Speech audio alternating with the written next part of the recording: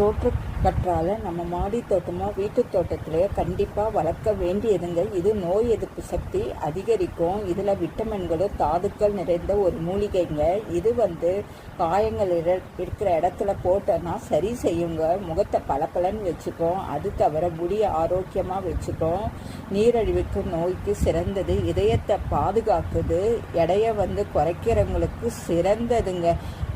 இந்த மாதிரி நிறைய நன்மை இருக்குங்க சோற்று கற்றாழை. கர்ப்பிணி பெண்கள் பாலூட்டுறவங்க இதை சாப்பிடுறதை தவிர்க்க வேண்டும். அது தவிர இது பார்த்திங்கன்னா செடிங்களுக்கு வெயில் காலத்துக்கு ரொம்ப குளிர்ச்சியை தருங்க. இதை ஊற்றணுன்னா இந்த மாதிரி நிறைய நன்மை இருக்குங்க. கண்டிப்பாக வளர்க்க வேண்டியதுங்க. செடிங்களுக்கும் பயனுள்ளதாக இருக்குது, நமக்கும் பயனாக இருக்குதுங்க. இதை பார்த்து ஒரு லைக் பண்ணி ஒரு சப்ஸ்கிரைப் பண்ணுங்கள், கமெண்ட் பண்ணுங்கள். தேங்க்யூ.